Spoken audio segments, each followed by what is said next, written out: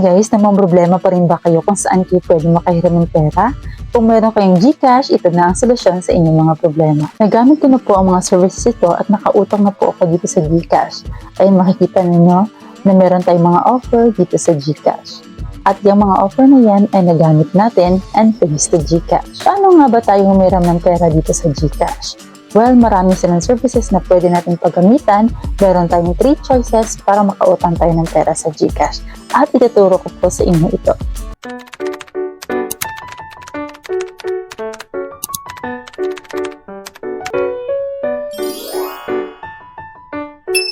To check kung pwede na tayong umutang dito sa GCash, open naman natin ang ating GCash account. At dyan sa ating GCash account, i-click natin yung borrow.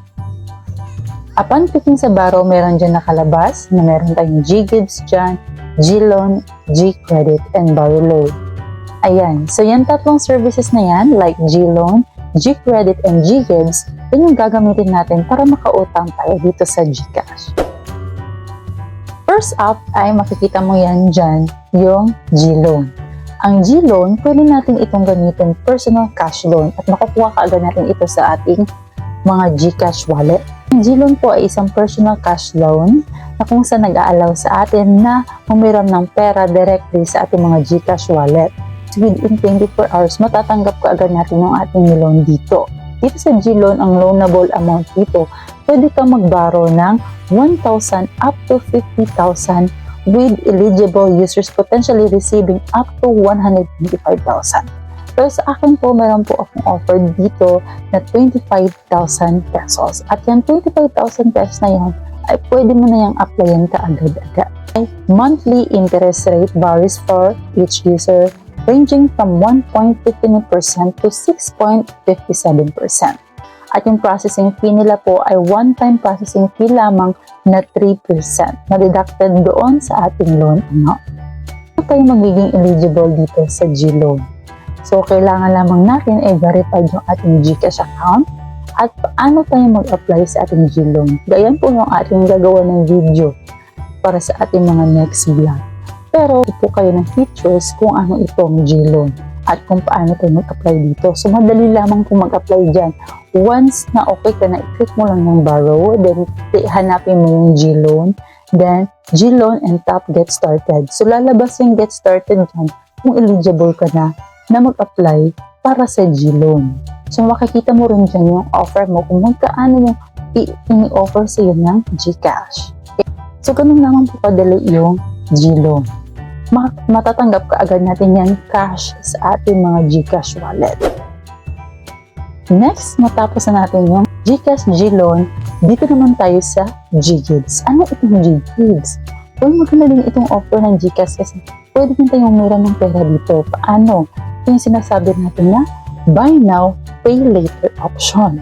So kung bibili ka, babayaran mo siya later, halimbawa wala kang pera ngayon, ayan, pwede mo itong gamitin ng GGives. So paano mo gamitin itong GGives? So meron ako mga video tutorial dito sa aking channel. Pwede mo yan siyang tingnan kung paano gagamitin yung ating GGives at saan mo ito pwede gamitin. So, bibigyan ko kayo ng features about GGives. Ang GGives, ginagamit po yan. For example, pumunta ka ng mall at meron silang QR code doon for GGives at meron kang offer, for example, na 20,000. Pwede mo yan gamitin.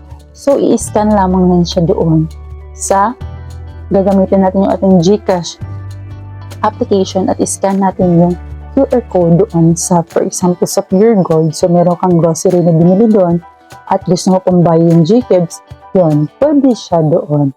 So, meron din siyang minimum amount na pwede mong gamitin. Sa aking GCash, meron siyang minimum amount na 3,000. So, minimum dapat na 3,000 yung i-purchase mo doon na grocery para magamit mo yung GCash mo. Okay?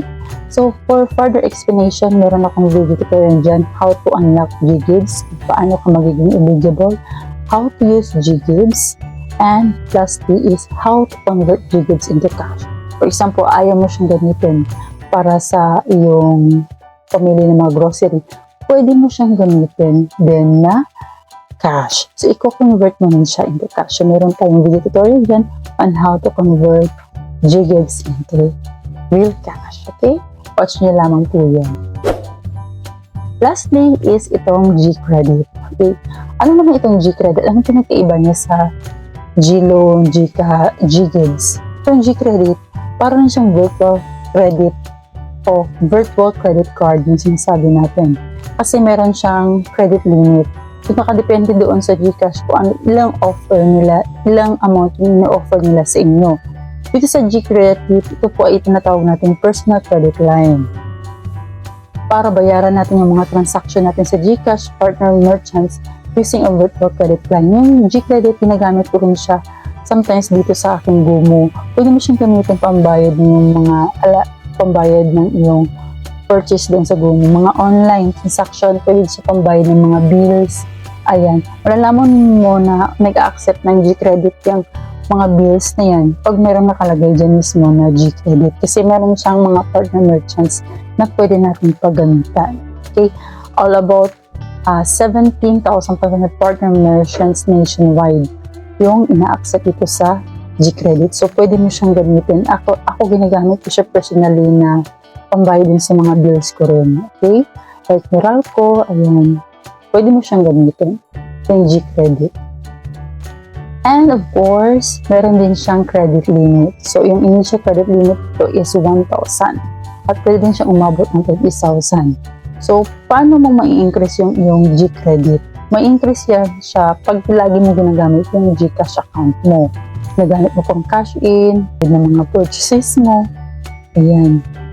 At yung paggamit mo mismo ng G-Credit. Once fully paid ka na dun sa pag ginamitan mo ng G-Credit, mag-i-increase yung credit limit mo. So, sa akin noon, 5,000 lang siya at ngayon nga, umabot na siya ng 10,000 pesos. At pwede rin natin i-convert yung ating G-Credit into cash. So, meron akong video tutorial dyan kung paano mo siya i-convert into cash at pupunta siya kaagad sa inyong mga GCash wallet. Okay? Yun po yung tatlong paraan para makapag-utang po tayo o makabaro po tayo ng pera dito sa GCash. First is G-Gives, G-Loan, and G-Credit. So, mas maganda ditong umutang tayo sa GCash kasi nga hindi na tayo pupunta pa dun sa mga kakilala natin na maghihilang tayo ng pera kasi andito kasi GCash na makakatulong sa atin na makautang kaagad tayo ng pera, especially kung kinakailangan natin. Okay? So, dapat maging open-minded din tayo na dapat yung kukunin natin na loan, yung kaya lang natin bayaran. Okay? So that's all for today. Nawa nagustuhan ninyo ang ating video at marami kayong natutunan. Kung meron po kayong mga katanungan, feel free to comment in our comment section. At I will try my best na mag-answer ng mga question nyo kasi napakarami, hindi ko naman kaya lahat na isa-isa. Pero salamat pa rin sa patuloy na pagsubaybay at patuloy na pag-support sa aking channel. Nawa abangan ninyo ang ating next video at palagi po kayong sumuporta sa atin. That's all and thank you for watching.